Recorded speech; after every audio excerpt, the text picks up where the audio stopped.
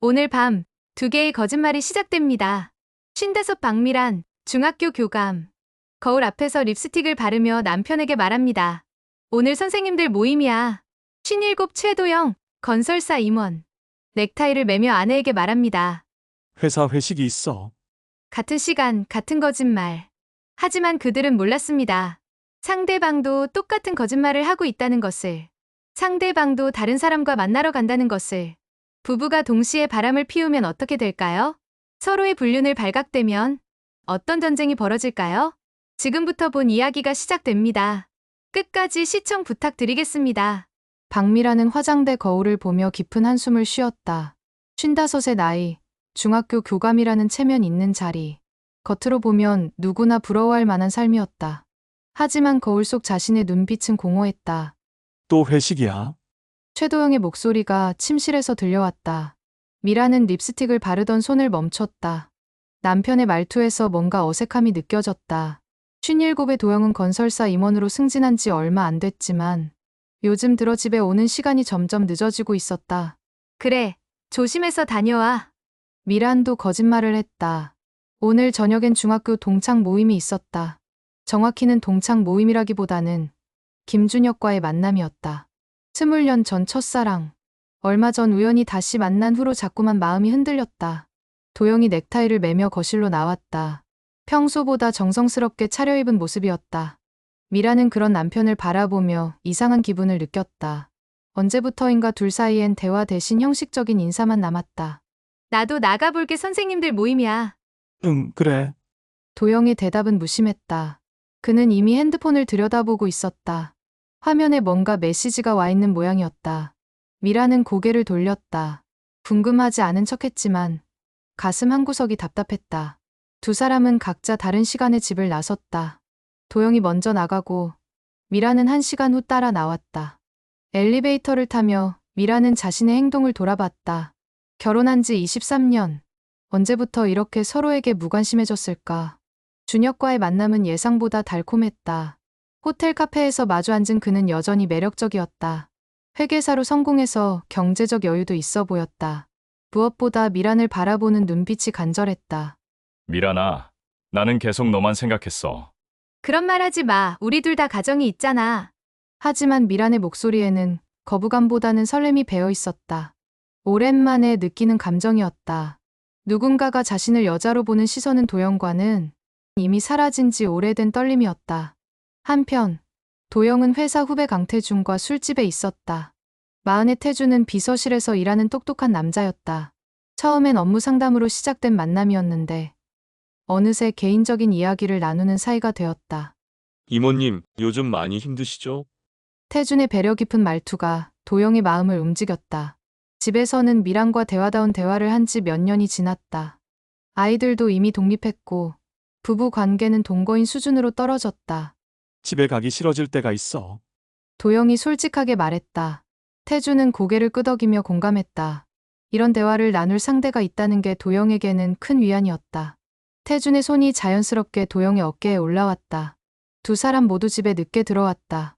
미란이 먼저 도착해서 침실에 누워 있었고 도영은 조용히 거실 소파에서 잤다. 각자 핸드폰을 들여다보며 새로운 관계에서 오는 설렘을 곱씹었다. 미란의 핸드폰에는 준혁의 메시지가 와 있었다. 오늘 정말 행복했어. 다음에도 만날 수 있을까? 미라는 메시지를 읽고 또 읽었다.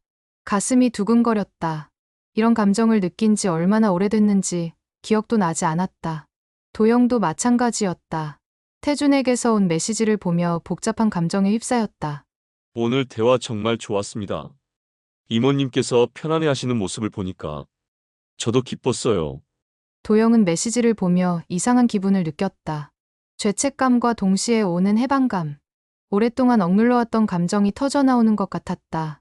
그날 밤, 부부는 각자 다른 꿈을 꾸었다. 미라는 준혁과 함께 걷는 꿈을, 도영은 태준과 대화를 나누는 꿈을. 둘 다 상대방이 옆에 있다는 사실조차 잊은 채로. 다음 날 아침, 평소와 다름없는 일상이 시작됐다. 하지만 공기는 미묘하게 바뀌어 있었다. 미라는 화장을 더 정성스럽게 했고, 도영은 평소보다 일찍 출근했다. 둘 다 새로운 만남에 대한 기대감을 숨기고 있었다. 오늘 또 늦을 것 같아. 도영이 말했다. 거짓말이었다. 태준과 저녁 약속이 있었다. 나도 마찬가지야. 학교 일이 많아서. 미란도 거짓말했다. 준혁과 만날 계획이었다. 부부는 서로를 속이면서도 상대방이 자신을 의심하지 않는다는 사실에 안도했다. 하지만 둘 다 모르고 있었다. 상대방도 똑같은 생각을 하고 있다는 사실을. 이렇게 첫 번째 균열이 시작됐다. 작은 거짓말로 시작된 이 균열은 점점 더 깊어질 예정이었다. 미라는 수업을 마치고 교무실로 돌아오던 길에 핸드폰이 울렸다. 준혁에게서 온 메시지였다. 오늘 저녁에 시간 될까? 너무 보고 싶어.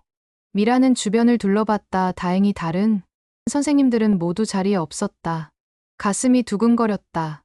이런 메시지를 받는 게 얼마나 오래간만인지. 도영과는 연애할 때도 이렇게 간절한 메시지를 주고받은 적이 없었던 것 같았다. 나도 만나고 싶어. 어디서 볼까? 답장을 보내고 나서 미라는 얼굴이 빨개지는 걸 느꼈다. 42의 정수진이 교무실로 들어왔다. 후배 구사인 수진은 미란을 보며 이상하다는 표정을 지었다. 교감 선생님, 얼굴이 왜 이렇게 빨개요? 혹시 어디 일이 아프세요? 아니야, 그냥 좀 더워서. 미라는 당황하며 핸드폰을 서랍에 넣었다. 하지만 수진의 시선이 계속 신경 쓰였다. 설마 뭔가 눈치챈 건 아니겠지? 그날 저녁, 미라는 도영에게 거짓말을 했다. 교육청에서 회의가 있어서 늦을 것 같아. 그래. 나도 오늘 회사 일로 늦어. 도영의 대답이 너무 자연스러워서 미라는 의심스러웠다. 평소라면 언제 들어올지 물어봤을 텐데 오늘은 그런 질문도 없었다. 미란이 집을 나서고 1시간 후 도영도 외출 준비를 했다. 평소보다 정성스럽게 면도를 하고 향수까지 뿌렸다. 거울을 보며 자신의 모습을 점검했다. 57이지만 아직 나쁘지 않다고 생각했다. 태준과의 만남은 조용한 와인바에서였다. 어두운 조명 아래서 태준은 더욱 매력적으로 보였다. 40의 나이에도 불구하고 젊은 느낌이 났다. 이모님, 요즘 표정이 많이 밝아지셨어요. 그래. 내 덕분인가 봐. 도영이 농담 반 진담 반으로 말했다. 태준은 웃으며 와인 잔을 들었다. 두 사람의 손이 테이블 위에서 자연스럽게 맞닿았다. 도영은 그 순간 전기가 흐르는 것 같은 느낌을 받았다. 한편 미란과 준혁은 호텔 레스토랑에서 식사를 하고 있었다. 분위기 좋은 곳에서 나누는 대화는 달콤했다. 미란아, 나는 정말 진심이야. 이혼하고 너와 새 출발하고 싶어. 준혁의 고백이 미란의 마음을 흔들었다. 하지만 현실적인 문제들이 머릿속을 스쳤다. 교감이라는 자리, 사회적 체면, 주변 사람들의 시선. 준혁아, 우리가 정말 그렇게 할 수 있을까? 물론이지. 사랑이면 뭐든 할 수 있어. 준혁이 미란의 손을 잡았다. 미란은 가슴이 뛰는 걸 느꼈다. 이런 설렘을 언제 마지막으로 느꼈는지 기억도 나지 않았다. 밤 10시쯤 두 사람은 각각 집으로 돌아갔다. 미란이 먼저 도착해서 옷을 갈아입고 있는데 도영이 들어왔다. 평소와 달리 기분이 좋아 보였다. 회의 어땠어? 그냥 그랬어, 너는? 나도 별일 없었어. 도영은 재킷을 벗으며 대답했다. 그때 미란이 이상한 냄새를 맡았다. 낯선 향수 냄새였다. 도영이 평소 쓰던 향수와는 완전히 다른 향이었다. 당신, 향수 바꿨어? 미란의 질문에 도영이 순간 굳었다. 아니, 그냥 회사에서 누가 뿌린 거 묻었나 봐. 그래? 미란은 의심스러운 눈으로 도영을 바라봤다. 뭔가 수상했다. 평소 회사 회식에서는 이런 향수 냄새가 나지 않았는데. 다음 날 아침, 미란이 화장실에서 나오는데 도영의 핸드폰이 울렸다. 평소라면 그냥 넘어갔을 텐데 어제 향수 사건 때문인지 신경이 쓰였다. 도영이 샤워하는 사이 미란은 호기심을 참지 못하고 핸드폰을 들여다봤다. 잠금 화면에 메시지 미리 보기가 떠 있었다. 어제 정말 즐거웠습니다. 다음에는. 발신자는 강태준. 회사 비서실 직원이라고 들었던 이름이었다. 미란의 가슴이 쿵 떨어졌다. 뭔가 이상했다. 업무 관련 메시지치고는 너무 개인적인 느낌이었다. 당신 핸드폰 울렸어. 미란이 큰 소리로 외쳤다. 샤워실에서 도영의 목소리가 들려왔다. 누구야? 강태준이라는 사람. 잠시 침묵이 흘렀다. 도영이 급히 샤워를 마치고 나왔다. 아, 태준이구나. 업무 관련일 거야. 도영은 태연한 척했지만 미라는 그의 표정에서 당황한 기색을 읽어냈다. 뭔가 숨기는 게 있다는 확신이 들었다. 점심시간, 미라는 수진과 함께 식사를 하며 고민을 털어놓았다. 수진아, 남편이 바람 피우는 것 같으면 어떻게 해야 할까? 교감 선생님, 갑자기 왜 그런 말씀을? 아니야, 그냥 궁금해서. 하지만 수진은 예리했다. 미란의 표정을 보니 단순한 궁금증이 아니었다. 혹시 남편분이 뭔가 수상한 행동을 하시나요? 미라는 어제 있었던 향수 사건과 오늘 아침 메시지 사건을 이야기했다. 수진은 심각한 표정으로 들었다. 그건 좀 이상하네요. 확실하게 알아보시는 게 좋을 것 같아요. 어떻게? 요즘은 방법이 많아요. 추적 앱도 있고. 수진의 조언을 들으며 미란의 마음이 복잡해졌다. 정말 남편을 의심해야 하는 상황까지 온 걸까? 그날 저녁, 미란은 도영을 유심히 관찰했다. 평소와 다른 점이 있는지 체크했다. 핸드폰을 더 자주 보고 메시지가 오면 얼른 확인하는 모습이 수상했다. 오늘도 늦어? 응. 요즘 프로젝트가 바빠서. 또 거짓말이었다. 미라는 직감적으로 알 수 있었다. 도영의 말투, 표정, 행동 모든 게 평소와 달랐다. 나도 오늘 늦을 것 같아. 미란도 거짓말을 했다. 준혁과 만날 약속이 있었다. 하지만 동시에 도영을 미행해 볼 계획도 세우고 있었다. 이렇게 부부는 서로를 속이면서 동시에 의심하기 시작했다. 둘 다 상대방이 바람을 피우고 있다고 확신하고 있었지만 자신도 똑같은 행동을 하고 있다는 사실은 외면했다. 미란의 핸드폰에 준혁의 메시지가 또 왔다. 오늘 꼭 만나자. 중요한 이야기가 있어. 미라는 메시지를 보고 설렘을 느꼈다. 하지만 동시에 도영에 대한 의심도 커져갔다. 복잡한 감정이 얽혀 있었다. 밤이 깊어갈수록 부부 사이의 거리는 더욱 멀어져 갔다. 각자 자신만의 비밀을 품고 상대방을 의심하며 이미 돌이킬 수 없는 지점을 향해 나아가고 있었다. 도영은 회사에서 일찍 나와 차 안에서 미란을 기다리고 있었다. 학교 정문 앞 골목에 숨어서 오늘은 꼭 확인하고 싶었다. 며칠 전부터 계속 의심이 들었다. 미란이 학교에서 나왔다. 평소와 달리 화장을 진하게 하고 좋은 옷을 입었다. 걸음걸이도 경쾌했다. 누군가를 만나러 가는 여자의 모습이었다. 미란은 택시를 타고 시내로 향했다. 도영이 조심스럽게 따라갔다. 심장이 쿵쾅쿵쾅 뛰었다. 제발 자신의 의심이 틀렸기를 바랬다. 택시는 고급 호텔 앞에서 멈췄다. 미란이 내려서 호텔 로비로 들어갔다. 도영은 차를 세우고 급히 뒤따라갔다. 로비에서 미란을 찾았다. 한 남자와 반갑게 인사하고 있었다. 김준혁. 도영도 아는 얼굴이었다. 미란의 중학교 동창이자 첫사랑. 예전에 동창회에서 몇 번 본 적이 있었다. 두 사람은 호텔 카페로 들어갔다. 도영은 멀리서 지켜봤다. 미란과 준혁이 마주 앉아 대화하는 모습이 너무 자연스러웠다. 연인처럼 보였다. 1시간쯤 지나서 두 사람이 카페에서 나왔다. 그리고 엘리베이터를 탔다. 위층으로 올라가는 엘리베이터. 도영은 머리가 하얘졌다. 설마. 도영은 로비 소파에 주저앉았다. 다리에 힘이 빠졌다. 아내가 다른 남자와 호텔 객실로 올라간 것이다. 이보다 확실한 증거가 어디 있겠는가. 한편 미란도 비슷한 상황에 처해 있었다. 준혁과 헤어진 후 집으로 돌아가던 길이었다. 신호등에서 기다리는데 익숙한 차가 지나가는 게 보였다. 도영의 차였다. 저 차? 미란은 택시 기사에게 말했다. 저 검은색 차 따라가 주세요. 네. 급한 일이에요, 제발. 택시가 도영의 차를 따라갔다. 차는 시내 원룸촌 쪽으로 향했다. 미란의 가슴이 뛰기 시작했다. 도영이 이런 곳에 올 이유가 없었다. 도영의 차가 한 건물 앞에서 멈췄다. 도영이 내려서 건물 안으로 들어갔다. 미란은 택시에서 내려 주변을 둘러봤다. 여러 원룸이 있는 주택가였다. 건물 입구에 세입자 명단이 붙어 있었다. 미란이 하나씩 확인했다. 그리고 3층에서 익숙한 이름을 발견했다. 강태준, 회사 비서실 직원. 며칠 전 도영에게 메시지를 보낸 바로 그 사람이었다.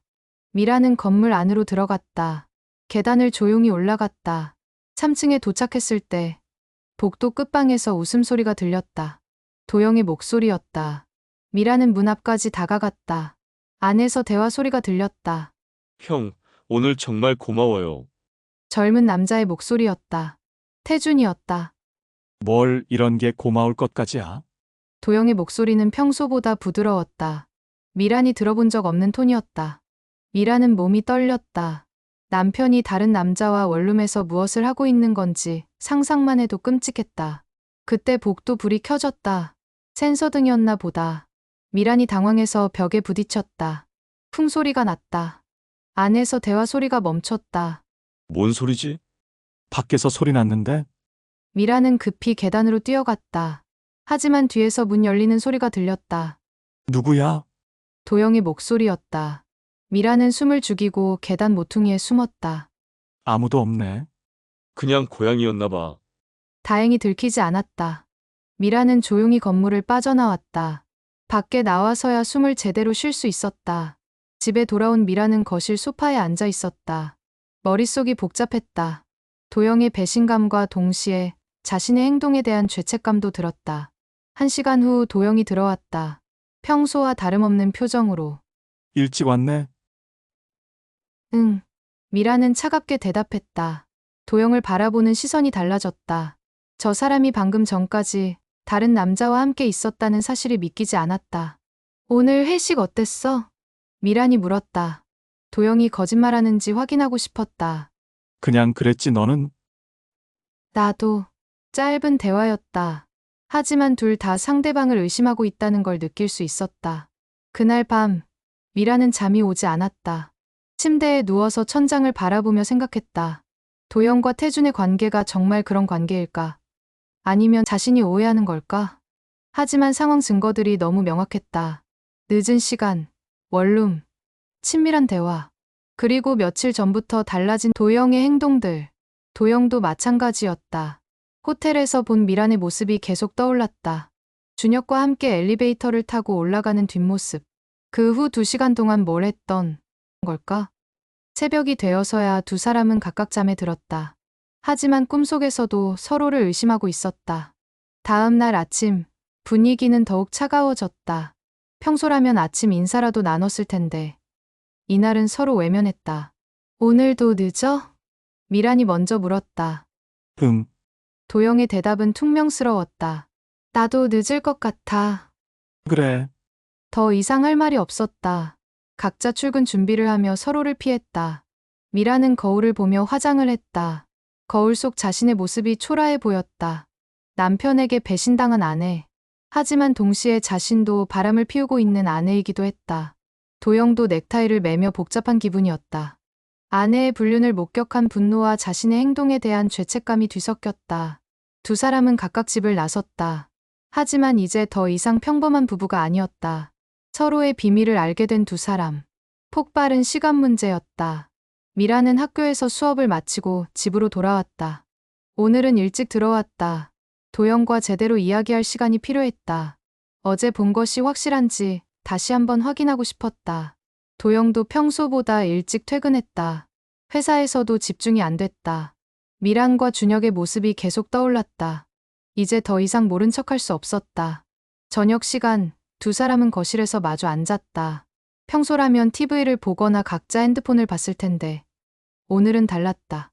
무거운 침묵이 흘렀다. 당신, 어제 정말 회사 회식이었어? 미란이 먼저 입을 열었다. 목소리에 긴장감이 배어 있었다. 왜 그런 걸 물어? 도영이 반문했다. 하지만 표정에서 당황한 기색이 보였다. 그냥 요즘 당신이 이상해서. 나도 내게 같은 말 하고 싶어. 도영의 반격이었다. 이제 서로 눈치 게임을 할 단계는 지났다. 무슨 뜻이야? 내가 어제 어디 갔는지 나는 알고 있어. 도영의 말에 미란의 얼굴이 굳었다. 설마 들킨 건가? 하지만 곧 반격했다. 너야말로 강태준이랑 뭐 하는 사이야? 이번엔 도영이 놀랐다. 태준의 이름이 나올 줄 몰랐다. 뭔 소리야? 그냥 회사 동료인데. 회사 동료가 밤늦게 원룸에서 만나? 미란의 직격탄이었다. 도영은 할 말을 잃었다. 원룸까지 언급하다니. 미란이 자신을 미행했다는 뜻이었다. 너 나를 미행했어? 그럼 당신은? 내가 어디 갔는지 어떻게 알아?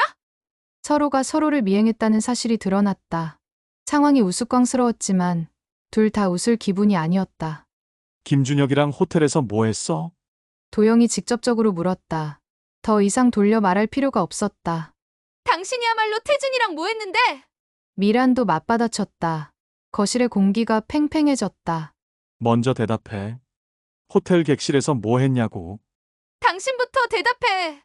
남자랑 원룸에서 뭐 했어? 둘 다 상대방이 먼저 자백하기를 원했다. 하지만 어느 쪽도 물러서지 않았다. 좋아. 내가 먼저 말할게. 미란이 입을 열었다. 심호흡을 하고 나서 말했다. 맞아. 나 준혁이랑 만나고 있어. 그리고 어제 호텔에서 잤어. 고백이었다. 거짓말 없는 완전한 고백. 도영의 얼굴이 일그러졌다. 예상했던 일이지만 직접 듣고 나니 충격이 컸다. 정말 그랬어? 응, 이제 당신 차례야. 미라는 담담했다. 오히려 속이 후련했다. 더 이상 숨길 게 없었다. 도영은 한참 동안 말을 못했다. 손이 떨렸다. 화가 나는 동시에 배신감이 밀려왔다. 나도 털어놓을게. 도영의 목소리가 떨렸다. 태준이랑 사귀고 있어, 몇 달 전부터. 이번엔 미란이 충격을 받을 차례였다. 남편이 바람을 피우는 것도 모자라서 상대가 남자라니. 남자랑? 응, 진짜? 진짜. 침묵이 흘렀다. 두 사람 모두 상대방의 고백을 소화하느라 바빴다. 언제부터? 미란이 물었다. 3개월 전쯤부터 너는 나도 비슷해. 기가 막혔다. 거의 같은 시기에 둘 다 바람을 피우기 시작한 것이다. 그럼 우리 지금까지 서로 속이고 살았네. 도영이 씁쓸하게 말했다. 당신도 마찬가지잖아. 미란의 목소리에 원망이 섞였다. 내가 먼저 시작한 것도 아니야. 너도 했으면서 나한테만 따질 거야? 내가 언제 당신한테만 따졌어? 우리 둘 다 잘못했다는 거지. 말싸움이 시작됐다. 하지만 이상했다. 보통이라면 상대방의 불륜을 알았을 때 분노부터 느껴야 하는데 둘 다 그런 감정보다는 다른 걸 느끼고 있었다. 사실 나는 내가 바람 피우는 걸 알고 나서 좀 안심됐어. 도영이 솔직하게 말했다. 왜? 내 죄책감이 줄어들어서. 미란도 고개를 끄덕였다. 똑같은 생각이었다. 나도 그래 당신도 했으니까. 내가 덜 나쁜 사람 같은 느낌? 그렇지. 두 사람은 잠시 웃었다. 상황이 너무 기가 막혔다. 그럼 이제 어떻게 할 거야? 미란이 물었다. 핵심적인 질문이었다. 글쎄, 계속 이렇게 살 수는 없겠지. 이혼? 그게 답인 것 같아. 도영도 동의했다. 더 이상 부부로 살아갈 이유가 없었다. 그럼 재산 분할은 어떻게 해? 현실적인 문제였다. 23년 결혼 생활의 결과물들을 나눠야 했다. 반반? 당신이 바람 피웠으니까 내가 더 가져야 하는 거 아니야? 미란의 주장이었다. 뭔 소리야? 너도 바람 폈고, 오히려 너가 먼저 시작했을 수도 있잖아. 도영이 반박했다. 증거 있어? 그럼 너는 증거 있어? 또 말싸움이 시작됐다. 하지만 이번엔 심각했다. 돈 문제가 걸려 있었다. 좋아. 그럼 법정에서 정확하게 따져보자. 도영이 선전포고를 했다. 좋아. 누가 더 잘못했는지 확실하게 가려보자. 미란도 받아들였다. 내일 변호사 찾아갈 거야. 나도. 두 사람은 서로를 노려봤다. 이제 더 이상 부부가 아니었다. 적이었다. 그럼 오늘부터 분가하자. 도영이 말했다. 당신이 나가. 왜 내가? 너가 나가야 하지 않아? 이 집은 내 이름으로도 되어 있어. 내가 돈 더 많이 냈어. 또 다른 싸움이 시작됐다. 집을 두고도 다툼이 벌어졌다. 결국 도영이 임시로 회사 근처 원룸을 얻기로 했다. 어차피 태준과 가까이 지내고 싶기도 했다. 짐 싸는 거 도와줄까? 미란이 비꼬듯 말했다. 됐어. 혼자 할 수 있어. 도영은 침실로 가서 짐을 쌌다. 23년의 결혼 생활이 캐리어 하나로 정리됐다.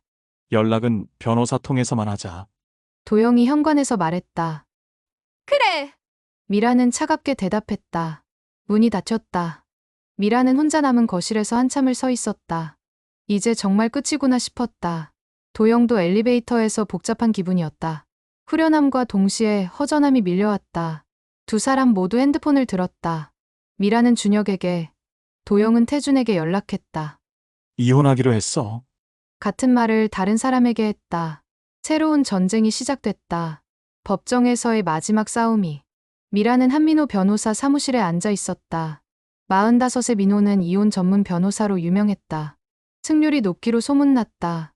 교감 선생님, 남편분 잘못이 더 큰 것 같은데요.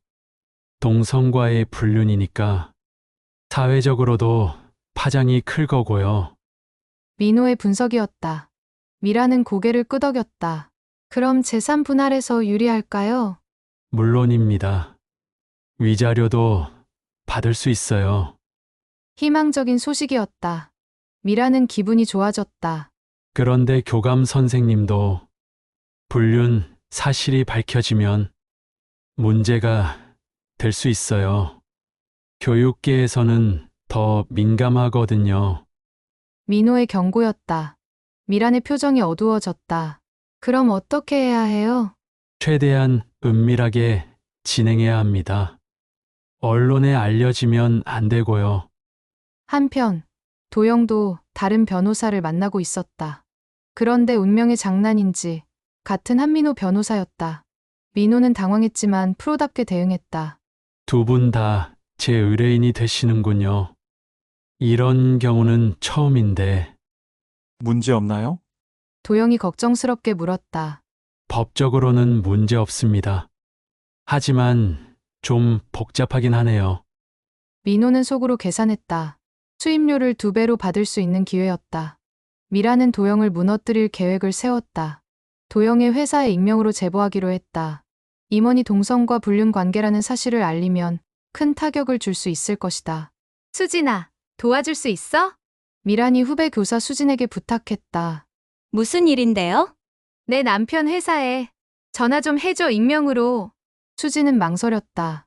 하지만 미란의 간절한 부탁을 거절할 수 없었다. 뭐라고 말하면 되나요? 최도영 임원이 회사 직원과 부적절한 관계에 있다고 하면 돼. 수진이 전화를 걸었다. 도영의 회사 인사팀으로. 여보세요. 제보할 게 있어서 전화드렸는데요. 최도영 임원이 강태준 비서와 부적절한 관계에 있다고 하더라고요. 인사팀 직원은 당황했다. 임원의 스캔들이었다. 혹시 증거가 있으신가요? 제가 직접 목격했어요. 둘이 같이 원룸에 들어가는 거. 물론 거짓말이었다. 하지만 인사팀에서는 진짜로 받아들였다. 도영도 가만히 당하고만 있지 않았다. 미란의 학교에 제보하기로 했다. 교감이 불륜을 저질렀다는 사실을 알리면 큰 타격이 될 것이다. 태준아, 부탁이 있어. 도영이 태준에게 말했다. 뭔데요?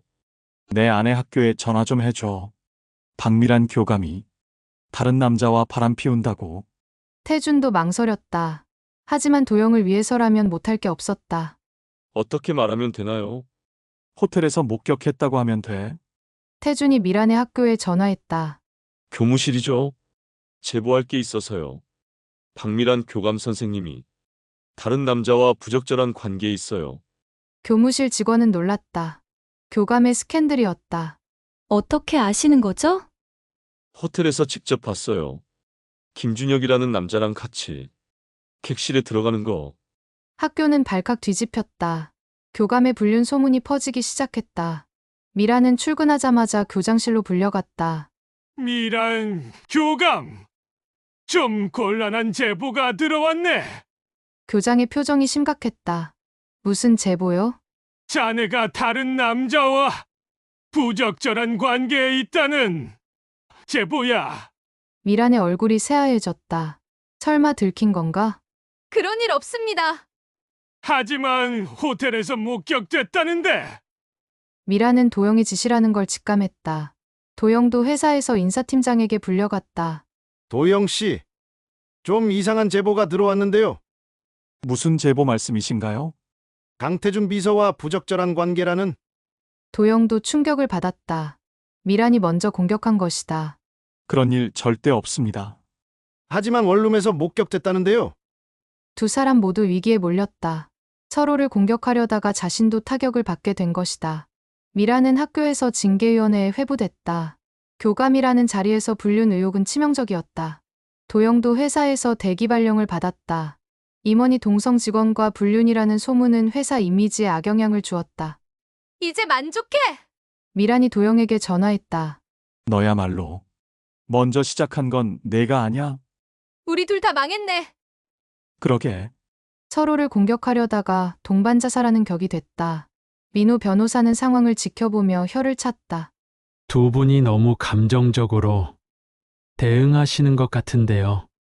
이러면 둘 다 손해예요. 그럼 어떻게 해야 해요?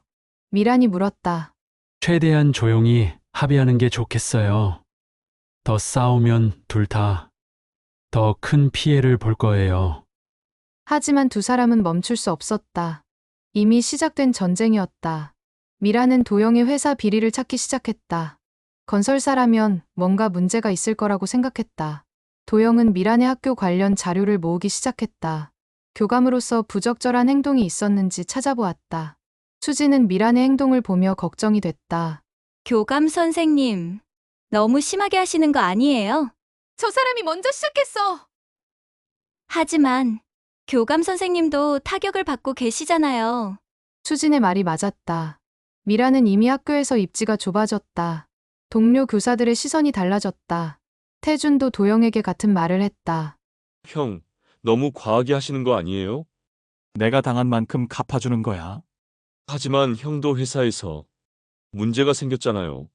도영도 회사에서 입지가 위태로워졌다. 동성의 소문은 보수적인 회사 분위기에서 치명적이었다. 하지만 두 사람은 멈추지 않았다. 복수에 눈이 멀어 있었다. 미라는 도영의 회사에 또 다른 제보를 했다. 이번에는 회사 비리에 관한 것이었다. 사실 확실한 증거는 없었지만 의혹이라도 제기하면 도영에게 타격을 줄 수 있다고 생각했다. 도영도 미란의 학교에 추가 제보를 했다. 교감으로서 부적절한 행동들을 나열했다. 대부분 과장되거나 왜곡된 내용이었다. 전쟁은 점점 더 치열해졌다. 두 사람 모두 상대방을 완전히 무너뜨릴 때까지 멈출 생각이 없었다. 서울가정법원 201호 법정. 박미란과 최도영의 이혼 소송이 시작됐다. 방청석에는 몇몇 기자들도 앉아 있었다. 교감과 건설사 임원의 동시불륜이라는 소재가 흥미를 끌었던 것이다. 한민호 변호사는 양쪽을 모두 대리하는 특이한 상황이었다. 판사도 처음 보는 케이스라며 당황했다. 변호사님, 이런 식으로 진행이 가능한가요? 법적으로는 문제 없습니다. 다만 각각 다른 변호사를 선임하시는 게 좋을 것 같은데요. 하지만 미란과 도영 모두 민호를 바꿀 생각이 없었다. 이미 사건 정황을 다 아는 변호사였고 다른 변호사를 찾기도 번거로웠다. 그럼 변호사님이 공정하게 진행해 주시기 바랍니다. 판사의 당부였다. 먼저 미란 측 주장이 시작됐다. 민호가 일어서서 말했다. 피고 최도영은 결혼 생활 중 동성인 강태중과 부적절한 관계를 맺어 원고에게 정신적 피해를 입혔습니다. 방청석에서 웅성거림이 일었다. 동성과의 불륜이라는 것이 화제가 됐다. 또한 피고는 가정을 돌보지 않고 외도에만 몰두하여 부부 관계를 파탄시켰습니다. 미란이 고개를 끄덕였다. 지금까지는 자신에게 유리하게 흘러가고 있었다. 이번엔 도영 측 반박이었다. 같은 민호 변호사가 일어났다. 하지만 원고 박미란 역시 김준혁과 불륜 관계에 있었습니다. 이는 호텔 출입 기록으로도 확인 가능합니다. 이번엔 도영이 만족스러워했다. 더욱이 원고는 교감이라는 공직에 있으면서도 이런 부도덕한 행위를 저질렀습니다. 판사는 머리가 아팠다. 두 사람 모두 잘못이 있는 상황이었다. 그럼 증인 신문을 시작하겠습니다. 첫 번째 증인은 정수진이었다. 미란의 후배 교사로 미란의 행동을 가장 가까이서 지켜본 사람이었다. 증인은 원고의 불륜 사실을 언제 알게 됐습니까? 민호의 질문이었다. 수지는 당황했다. 미란을 도와야 하는지 진실을 말해야 하는지 고민됐다. 교감 선생님이 요즘 표정이 밝아지셨고 화장도 진하게 하시고 구체적으로 언제 의심하게 됐습니까? 핸드폰으로 누군가와 메시지를 주고받으시는 걸 봤을 때요. 수진의 증언은 미란에게 불리했다. 다음 증인은 강태준이었다. 도영과의 관계를 증언해야 하는 상황이었다. 증인과 피고는 어떤 관계입니까? 회사 동료이자 개인적으로 가까운 사이입니다. 태준은 최대한 조심스럽게 대답했다. 개인적으로 가까운 사이라는 것이 구체적으로 무엇을 의미합니까? 연인 관계입니다. 방청석이 다시 술렁했다. 당사자가 직접 인정한 것이다. 언제부터 그런 관계였습니까? 작년 여름부터요. 도영은 태준의 증언을 들으며 복잡한 기분이었다. 공개적으로 인정받은 관계가 되었지만 동시에 사회적 매장을 의미하기도 했다. 이번엔 김준혁이 증인으로 나왔다. 증인과 원고는 어떤 관계입니까? 중학교 동창이자 현재 연인 관계입니다. 준혁도 솔직하게 인정했다. 원고가 기혼자라는 사실을 알고도 관계를 지속했습니까? 네, 알고 있었습니다. 왜 그런 관계를 시작하게 됐습니까? 서로 사랑하기 때문입니다. 준혁의 대답은 진부했지만 진실했다. 판사는 증인들의 증언을 들으며 한숨을 쉬었다. 두 사람 모두 명백히 잘못이 있었다. 그럼 재산 분할에 대해 논의하겠습니다. 핵심 쟁점이었다. 23년 결혼 생활의 재산을 어떻게 나눌 것인가. 원고 측에서는 피고의 불륜으로 인한 위자료를 청구합니다. 민호가 미란을 대변했다. 하지만 피고 측에서도 원고의 불륜으로 인한 위자료를 청구합니다. 같은 변호사가 정반대 주장을 했다. 그럼 서로 위자료를 상쇄하면 되는 거 아닙니까? 판사의 현실적인 제안이었다. 하지만 피고의 동성 불륜이 더 사회적 파장이 큽니다. 미란 측 주장이었다. 원고는 공직자로서 더 큰 책임이 있습니다. 도영 측 반박이었다. 공방이 계속됐다. 재산 목록을 하나씩 따지며 누가 더 기여했는지 다퉜다. 이 아파트는 제 돈으로 구입했습니다. 도영이 주장했다. 하지만 제 이름으로 등기되어 있어요. 미란이 맞받아쳤다. 예금도 절반은 제 통장에 있습니다. 그 돈 누가 번 건데요? 저도 벌었어요. 교감 월급이 적은 게 아니거든요. 돈 이야기가 나오자 더욱 치열해졌다. 23년간 모은 재산이 10억이 넘었다. 결코 적은 돈이 아니었다. 차는 누가 주로 사용했습니까? 저요, 출퇴근용으로. 도영이 대답했다. 하지만 가족 모두가 사용한 차량입니다. 미란이 반박했다. 사소한 것까지 다퉜다. 가전제품, 가구, 심지어 화분까지. 모든 게 돈으로 환산되어 분할 대상이 됐다. 피고는 회사에서 현재 대기 발령 상태로 알고 있습니다. 판사가 확인했다. 네, 맞습니다. 도영이 씁쓸하게 대답했다. 원고도 학교에서 징계 절차가 진행 중이죠? 네. 미란도 마찬가지였다. 그럼 두 분 다 현재 경제활동에 제약이 있는 상황이군요. 판사의 지적이었다. 서로를 공격하다가 둘 다 망가진 상황이었다. 법정 공방은 하루 종일 계속됐다.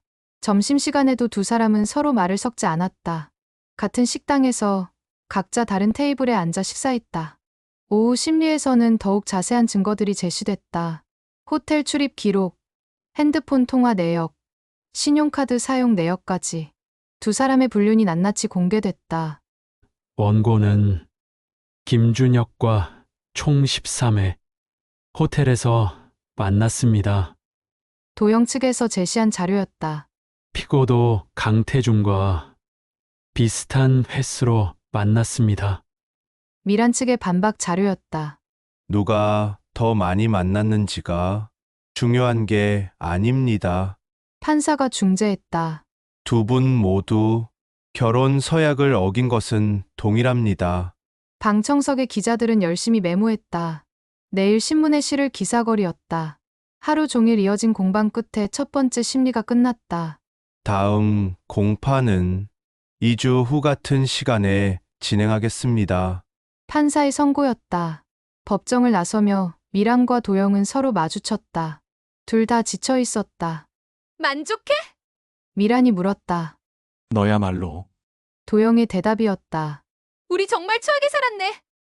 지금도 추하게 사는 중이야. 두 사람은 각자 다른 방향으로 걸어갔다. 언론의 플래시가 터졌다. 그날 저녁 뉴스에 두 사람의 이야기가 나왔다. 교감과 건설사 임원 부부의 동시불륜 이혼 소송이 화제가 되고 있습니다. 뉴스 앵커의 목소리였다. 특히 남편은 동성과 아내는 첫사랑과 불륜을 저질러 충격을 주고 있습니다. 미라는 집에서 뉴스를 보며 절망했다. 이제 전국에 자신의 치부가 알려진 것이다. 도영도 원룸에서 같은 뉴스를 봤다. 회사에서 해고당할 가능성이 높아졌다. 둘 다 후회했지만 이미 늦었다. 돌이킬 수 없는 강을 건넌 것이다. 뉴스가 나간 다음 날, 미란의 학교는 난리가 났다. 학부모들이 항의 전화를 걸어댔다.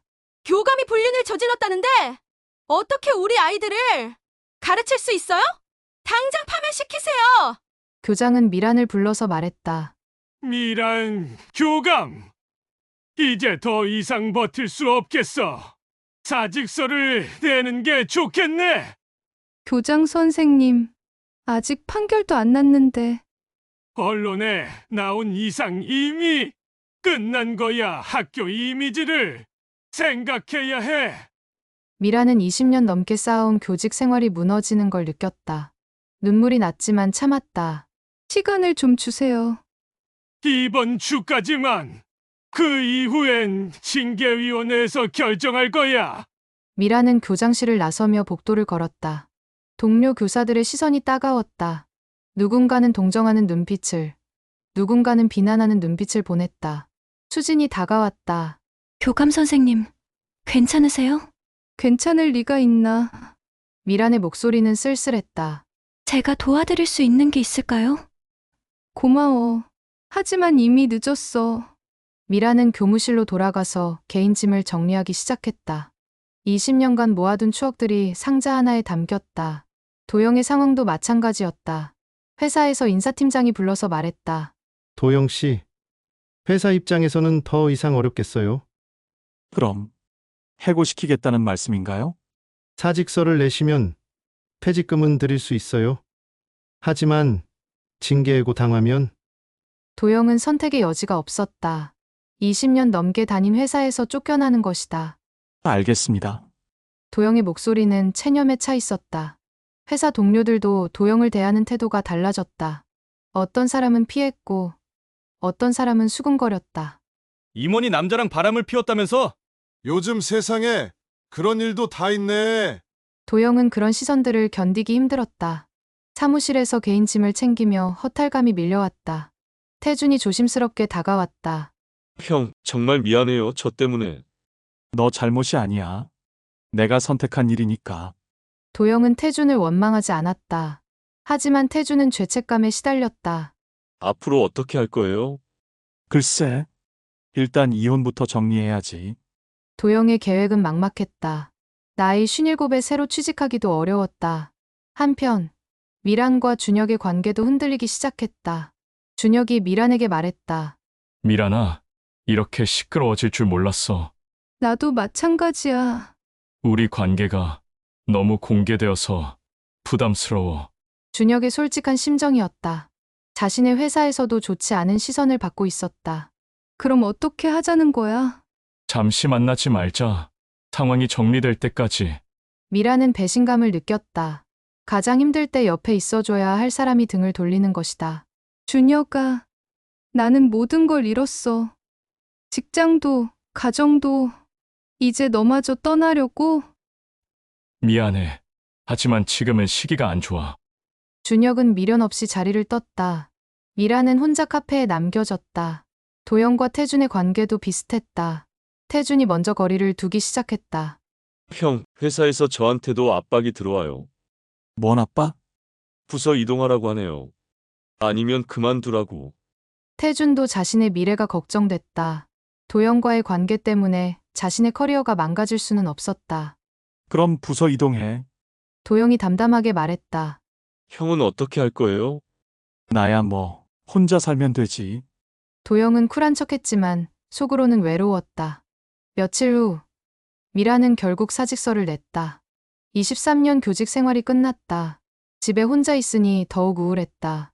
준혁에게 연락해봤지만 전화를 받지 않았다. 문자도 일십당했다. 완전히 버려진 기분이었다. 도영도 회사를 그만뒀다. 퇴직금으로 당분간은 생활할 수 있지만 미래가 막막했다. 태준과도 연락이 끊겼다. 회사에서 만날 수도 없고 개인적으로 연락하기도 어려웠다. 두 사람 모두 고립됐다. 직장, 연인, 사회적 관계망이 모두 무너졌다. 미라는 하루 종일 집에만 있었다. TV를 보거나 책을 읽으려 해도 집중이 안 됐다. 자꾸만 과거 생각이 났다. 내가 왜 이렇게 됐을까? 혼잣말이 늘어났다. 도영도 원룸에서 나오지 않았다. 배달음식으로 연명하며 하루 종일 침대에 누워 있었다. 이게 내가 원한 삶이었나? 후회가 밀려왔다. 수진이 가끔 미란에게 안부 전화를 했다. 교감 선생님, 밥은 드세요? 그냥 대충 먹어. 너무 자책하지 마세요. 고마워. 하지만 이미 엎질러진 물이야. 미라는 수진의 위로에도 마음이 열리지 않았다. 법정에서는 두 번째 심리가 진행됐다. 하지만 이번에는 언론의 관심이 줄어들었다. 다른 화제들이 생겨나면서 사람들의 관심이 옮겨간 것이다.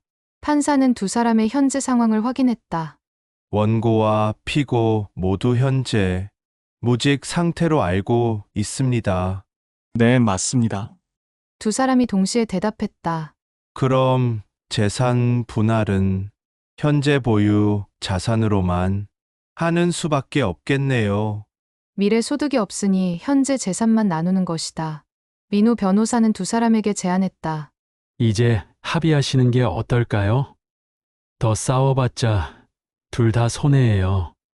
어떻게 합의하죠? 미란이 물었다. 재산 반반. 위자료 상세 깔끔하게 정리하세요. 현실적인 제안이었다. 도영도 동의했다. 나도 더 이상 싸우기 싫어. 그럼 합의서 작성하겠습니다. 민호는 속으로 안도했다. 이상한 케이스가 드디어 끝나는 것이다. 하지만 두 사람의 마음속 상처는 쉽게 아물지 않았다. 잃은 것이 너무 많았다. 미라는 23년 결혼 생활과 23년 교직 생활을 동시에 잃었다. 사회적 지위, 경제적 안정, 인간관계까지 모든 게 무너졌다. 도영도 마찬가지였다. 회사에서의 지위, 사회적 체면, 미래에 대한 희망까지 모든 것을 잃었다. 두 사람은 각자 다른 곳에서 같은 생각을 했다. 이 모든 게 정말 필요했을까? 하지만 이미 돌이킬 수 없었다. 시간은 되돌릴 수 없었다. 서울가정법원 계단. 마지막 판결이 나온 날이었다.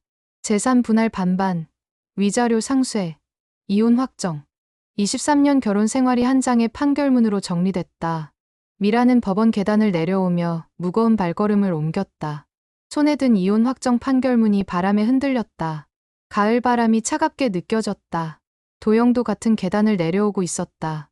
두 사람은 서로를 보았지만 말을 걸지 않았다. 이제 남남이었다. 하지만 계단 중간쯤에서 미란이 멈춰섰다. 도영도 몇 걸음 더 내려오다가 멈췄다. 할 말이 있는 것 같았다. 이제 끝이네. 미란이 먼저 말했다. 목소리에 피로감이 배어 있었다. 도영의 대답은 간단했다. 우리 정말 바보같이 살았다. 미란의 고백이었다. 지난 몇 달을 돌아보니 모든 게 무의미했다. 그러게. 도영도 동감했다. 서로 사랑하지도 않으면서 왜 이렇게까지 싸웠을까? 자존심 때문이었나 봐. 두 사람은 잠시 침묵했다. 가을 하늘이 높고 푸르렀다. 이렇게 좋은 날씨에 이혼이 확정되다니 아이러니했다. 준혁이는 어떻게 됐어? 도영이 물었다.